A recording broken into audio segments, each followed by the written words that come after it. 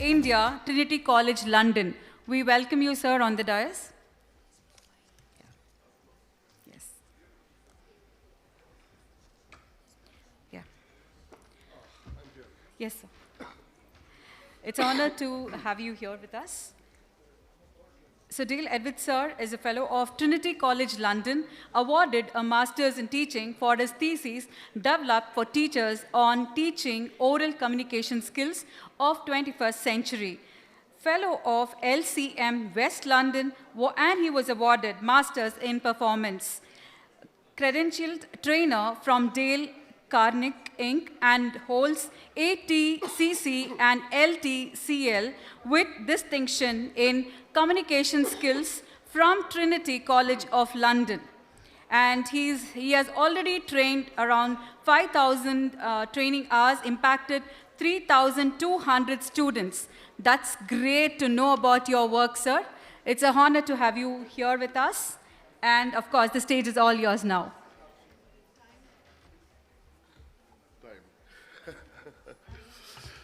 All right, good afternoon, everyone. I don't know which to feel bad about, that we had to stop the good music, or that I have to talk to you just before lunch. And I certainly don't wish to be testing your patience this afternoon. So hence, as a teacher, and also as a parent, and as one from the fraternity, I'm going to stick to a hard timeline and keep this as brief as possible, and yet make this as interesting as it can possibly get for you. So with your permission, I'm going to set myself a timer, and here we go. So our story begins about 150 years ago, as you would understand, and it's a story which has grown slowly and meandered. And I know that we're all academics over here and responsible for policy, responsible for teaching and pedagogy and all of those. But I want to take our conversation to a slightly higher level and look at it very simply and say we're just people. We are parents, we have children, and if I may ask you, what is it that we wish for our children's future? I'm not asking you this as a teacher, simply as a parent, what would you say? Nothing? Really? A better tomorrow, okay. So I know as when you're expecting a child, you say, God, let there just be 10 fingers, 10 toes, and a nose, and that's good. But when your child is a little older and maybe 2 or 3 years old, what is it that you really wish for? Good human being, all right? Yeah, absolutely. Even before that, you wish that they play with everybody else, that they're happy, they laugh, they can cry a little bit, and that they eat on time. And in essence, you really wish that they just have that little confidence to live and enjoy life. And as they start school, perhaps at the age of 4, 5, 6, 7, and they start to interact with others, you wish that they learn to be communicative and that they begin to speak and listen, perhaps more than they read and write. And as that progresses from the age of about 8, 9, 10, 11 onwards, when they start to get engaged with the world around them and display their creative side, you also then look to see what other proficiencies and what other skills can they build along their life. And finally, of course, when they reach that stage where they're preparing for later life, we want them to be learners for life. We want them to be happy with life, and we want them to be capable for an uncertain future. And so hence, in our 150-year history, this is what we do at Trinity College London. We essentially, and I'm going to repeat this very slowly, we essentially, over a period of time, build a child's personality holistically. And let me tell you why this is important. Well, very simply because, as you can see this, 85% of jobs that will exist in 2030 haven't been invented yet.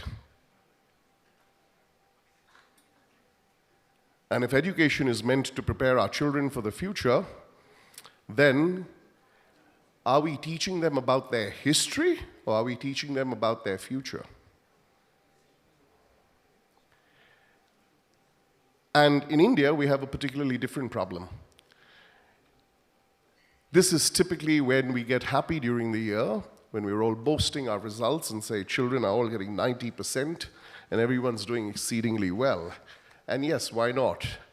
But then that problem comes home to roost a little later when we find that our young learners are either not employable or not skilled enough. And the missing link is really all about a very simple word. It's called skills.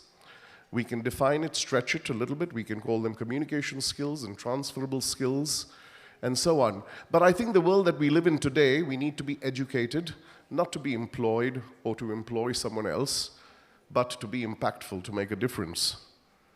And indeed, that's where I think as parents, we want our children to be happy, we want them to be successful, and certainly as teachers, we want it not just for our children, but for all the children we take care of.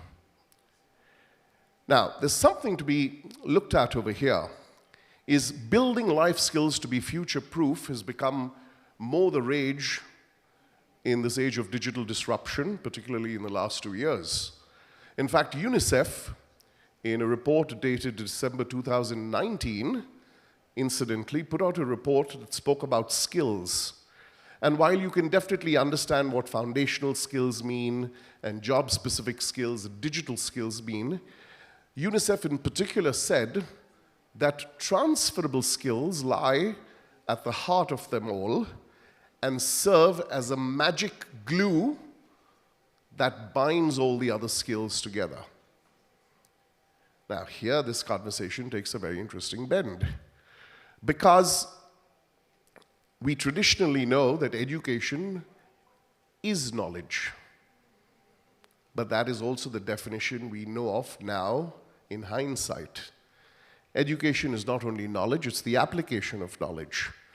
And beyond that, it's also the development of skills, and that is what we've been doing for the last 150 years, which is why at the very first slide I said we've been developing 21st century skills since the 19th century. And the way in which we do this, all right, helps prepare our children for their future. According to the World Economic Forum, these are the top 10 skills that we're going to need in 2025. And if you want a very brief summary of it, this is what it looks like. Now, for a moment, as teachers and as parents, pause and ask yourself, how are we developing these skills? Where? Is it coming in the history class, the math class, the STEM class, the artificial intelligence class? Is it being done holistically? Can we apply this to every situation in life? Now, as teachers, we all have experiences. So it's for us to conclude what can be our takeaways from here. But let me help you and tell you a little bit about what we do at Trinity College London. To start with, we're an exam board. We're not a college. We actually are an awarding body. And we put out a syllabus on a variety of subjects, usually the ones that deal with core transferable skills. And these syllabi speak about learning outcomes. What are you going to work towards?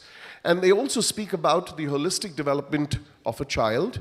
And finally, of course, because we are an international board, these certificates are also well recognized around the world, both in academia as well as in mainstream corporate applications as well.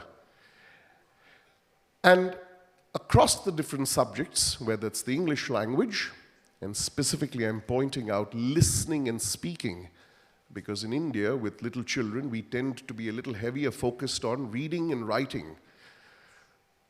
when in fact it should be listening and speaking. In 2015, I still remember the date, it was the 25th of May, a lady approached me and she said, "Please help my son. He's failed in his interview. He's quite smart." So I said, "Okay, we'll meet next week." And then she said, no. His next interview is do or die. He's very, very smart." Now, I was a little taken aback because quite smart became very, very smart. And of course, we understand every parent loves to have their child smart. But what she said was the next interview was do or die. According to me, the world that I grew up in, every interview is do or die. The mere fact that you're going for one is do or die. And then I said, "Why the next interview? And what do you mean by he's very smart?" And sadly, she put her head down, literally, and she said, "He's number 1 in IIT Bombay. He's finished from IIT Bombay with the number 1 rank. He's already been given a campus placement," this was 2015, "with an annual package of 1 crore and 8 lakhs. He's a 23-year-old boy. He only cannot clear his interview."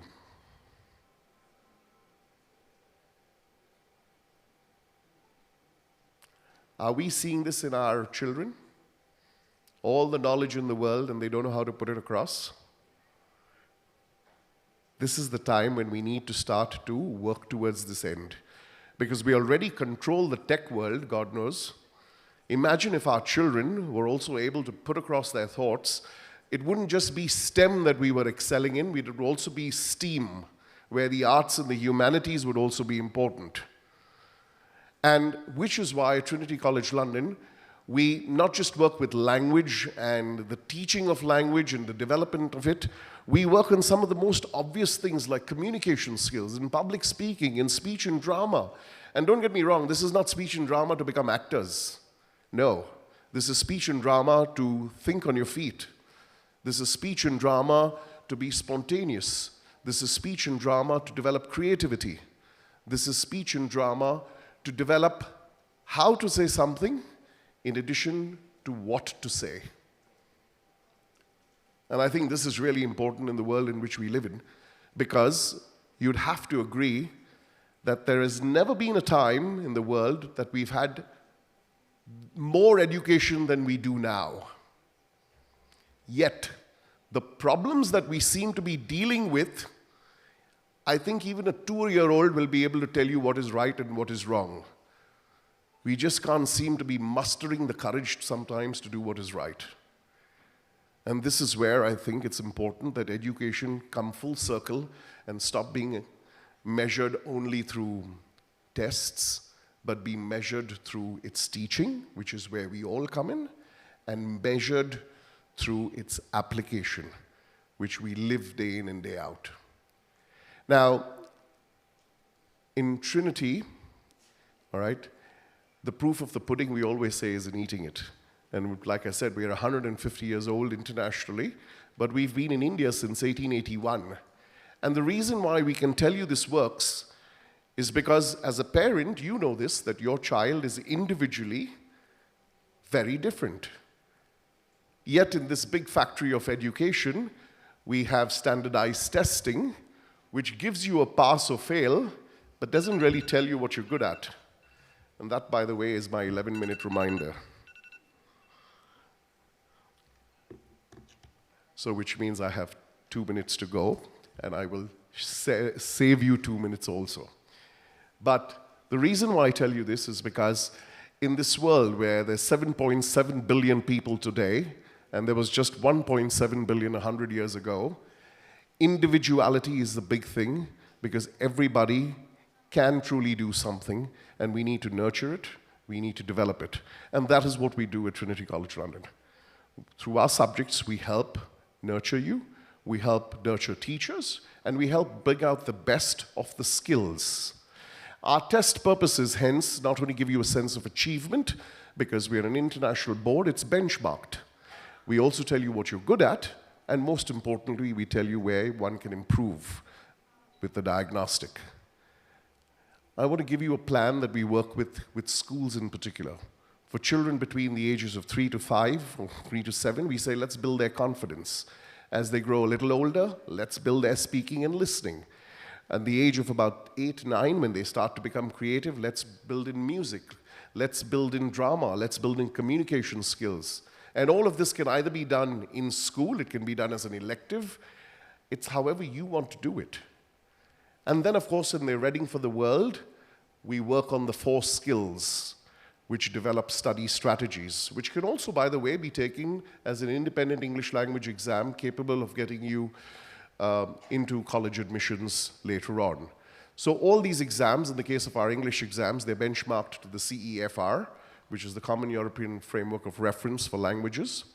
And the other ones are, other assessments are benchmarked to the skills, or the Ofqual, the Office of Qualifications in the UK.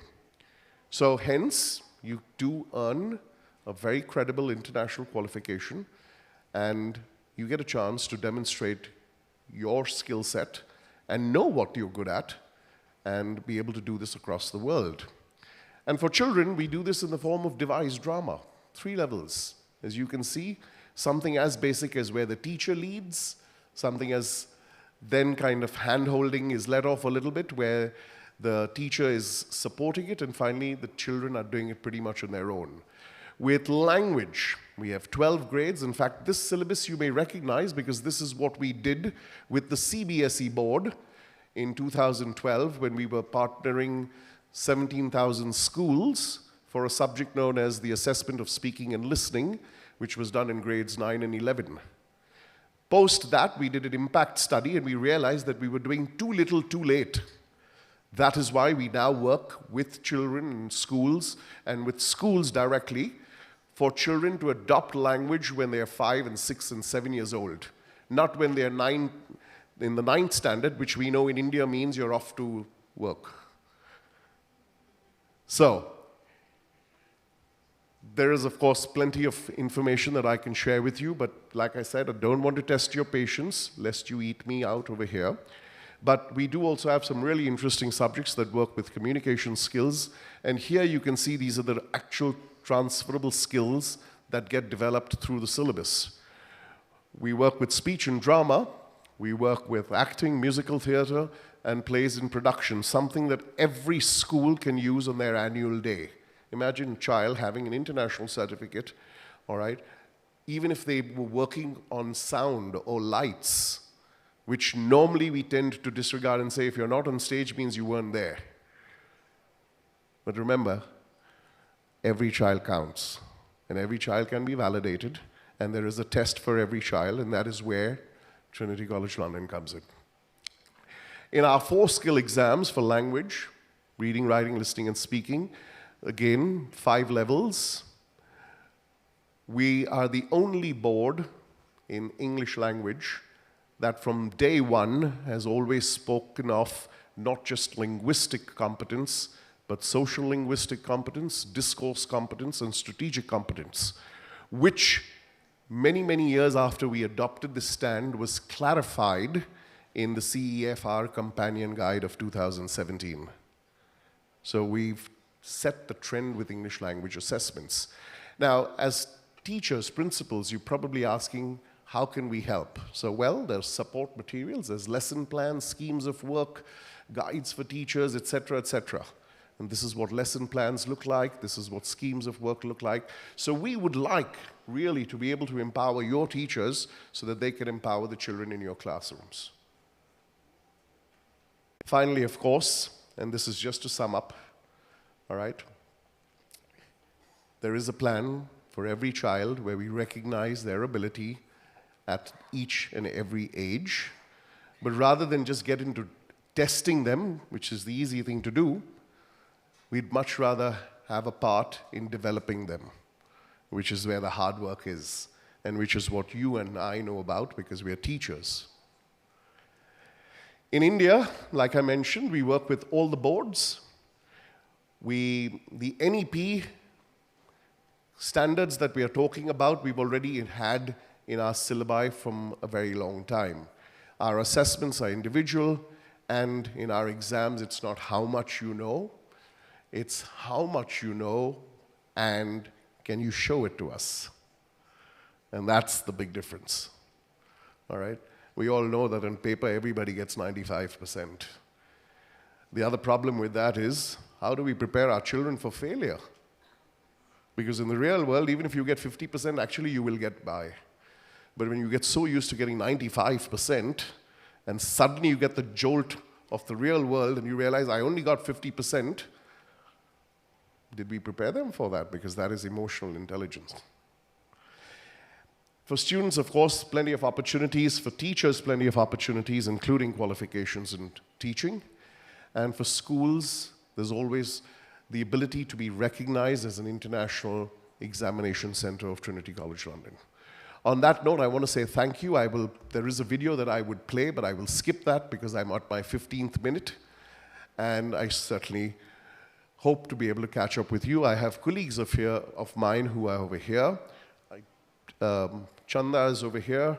𝗟𝗶𝗸𝗲, Varun, Sachin, and myself would love to be able to interact with you anytime during the course of lunch or even thereafter. Thank you very much for your attention and have a lovely afternoon.